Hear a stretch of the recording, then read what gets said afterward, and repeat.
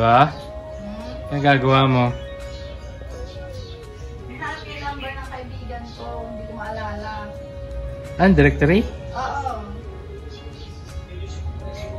Like, meron pa pala niyan. Alam niyo ba yung director? Hindi kayo RK, wala kayong landline. O, edi kayo na may landline. Para maalis daw patda. Ano menu, Lola, may? Tinola. Oo. Para ilang segundo eh. At saka nila hinugasan ko naman para Lola, may ng tinola. Kausap namin yung mga Canadian. Probinsya ka, fresh talaga. Dahon ng sili. Sa atin, frozen. Kaya, pag may babad, iluto mo na lahat yan at kumati naman kakain mo na. Walang matira.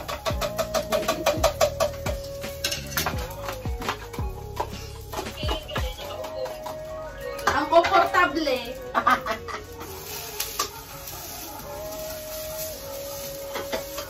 Ganito pala yung pakaramdam ni tate. Saka ni Lola. Ang sarap ang kaupo nga pa nagluluto. Kaya, ay kari naman tamang-tama. Kaya, ha?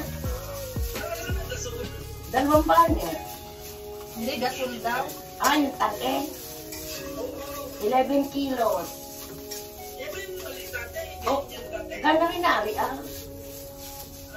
Oo, ano na-ari. Hindi na napap. Hindi ang gasol ay nasa banyo dati. Eh, pinatay sa akin nandito ano, yung banyo. Na-floaty ka ang area. Ay, baka mabong. Nandito ako sa terrace. Ang lakas ulit ng ulan today. Nanonood lang ako ng mga old photo album. From the Baul.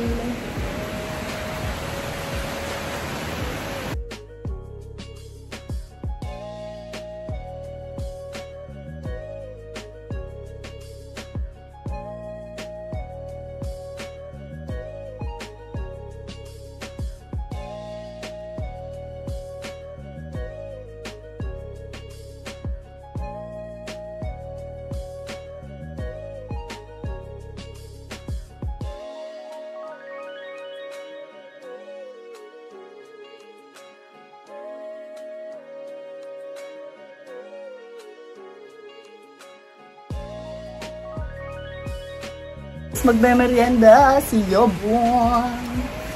Ipapakulo ako ng tubig at nagtutoast ng pandesal. Si Lolo Danny pupunta sa bayan. Bibili ng more merienda. Anong bibilihin mo, Lolo Danny? Puto bumbong, banana kyo, turon. So, At saka ano pa? kamuti kyo. Ingat! Okay. Yan, nauga nga eh. Kita ko lang yung jersey. Ayan, nauga. So, dito ata yung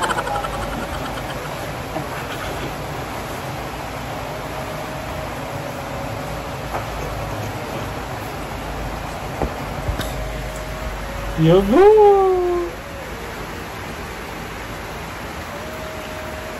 ouch! Ba't parang ang puti? Kasi kailangan pang, ano,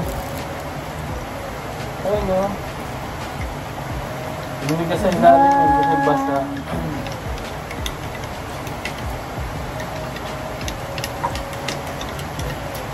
Oh, see?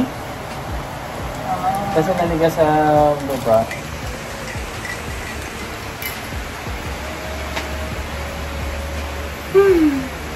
Coffee. Ang init. Kaya mo to? Oo. Ha! Nakabili na! Malasang ulan doon, Lolo Danny? Wala na. May puto bongbong? Meron. Oo, meron daw, Lola. Na-deliver na, Lolo Danny yung tubig. Maghugas akong kamay. Yung ba, abot? Ito yan, ang turon, ariyan, banana kyo. Yun. Thank you. Kamuti kyo. Ari puto bumbong at saka. Ha? Oo. Buhay nila. Kaya ba, lagay mo sa plato. Ayaw mong gamong. Sinasabi ko na.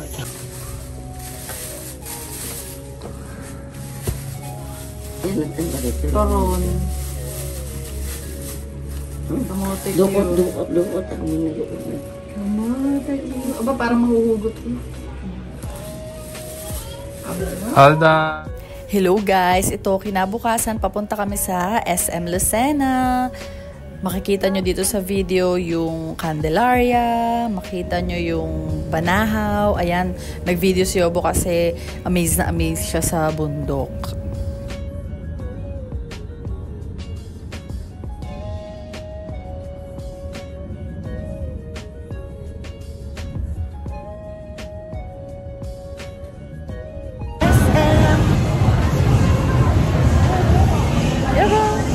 Guys, naghahanap kami ng gift namin para kay Gabi.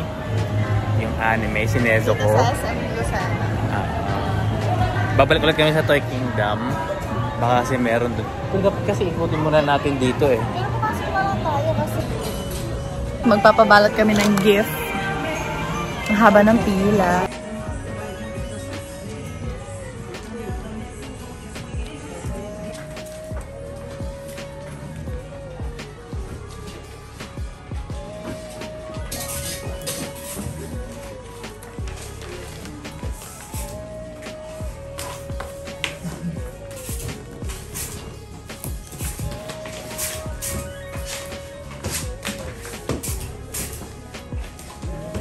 Tapos na kayo magpabalot. Nakaka-stress. Kwento ko mamaya.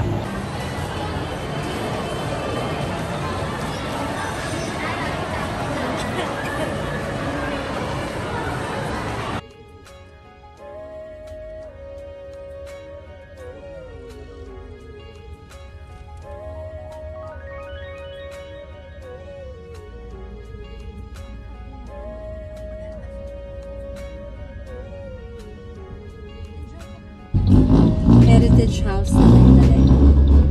Nasaan kayong may-ari? Sa ibang bansa? Parang nasa US ang Guys, tapos na kami mag-dinner. At magde-dessert na kami nung dinala sa amin kahapon. Thank you, Nathaniel. Palang mango float. Ano lasa? Masarap. Kung sino man to, ano pangalan ito? Jade and Julian's House of Pies. Baka naman. Masarap. Nakauwi na kami at nakapag-dinner na kami kanina. Hindi na ako nakapag-vlog on the way home kasi ang traffic. Tapos nagka-catch up din kami nung ninang ko at saka yung anak niya chill kasama. So, you know. Pero anyways, yung nangyari sa SM kanina, bumili kami ng gift para sa mga bata. And then, nung natapos na yung transaction, inaalok kami ng advantage card. So, sabi namin wag na lang kasi hindi kami taga dito. And then, sabi nung lalaki na, yung cashier, sabi niya na, kumuha na daw kami kasi nagagamit naman daw yung points towards purchases in the future. So, sabi namin, you know what, sige na nga. So, tinanong ko siya na, since tapos na yung transaction, makukuha pa rin ba yung points dun sa, kahit hindi na na-punch yung items. And then he said, opo ma'am. So, you know, ako naman, and then magpapag-gift wrap kami after. So, pumila kami, nagpag-gift wrap kami, and then, nung turn na namin sa gift wrapping, biglang tinignan nung yung receipt, sabi nila na, oh ma'am, hindi po to hindi po kayo nagka-points or anything. So sabi niya, baka po gusto nyo i-return and then parang ulitin yung transaction para lang pumasok yung pumasok yung points. So ginawa namin. And then, I guess kasi hindi ko na naintindihan yung nangyayari. So pumunta na lang kami kasi if I think about it, like, pwede namang hindi na kami bumalik. Tinuloy na lang yung gift wrapping as is, regardless if walang points or wala. If may points or wala.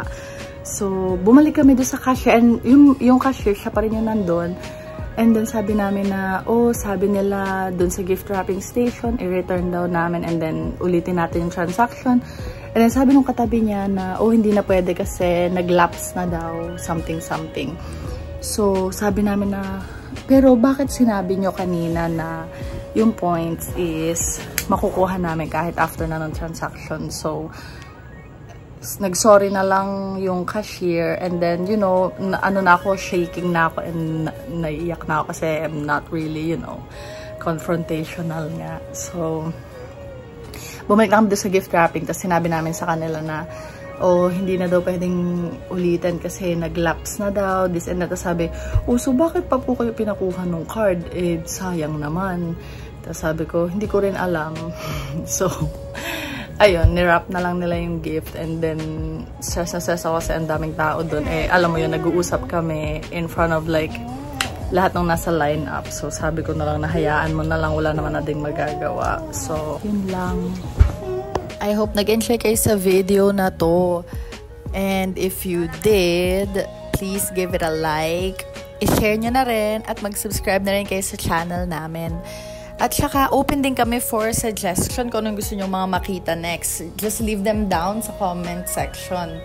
Binabasa naman namin lagi yan kasi hello, nakikita namin. Okay, bye!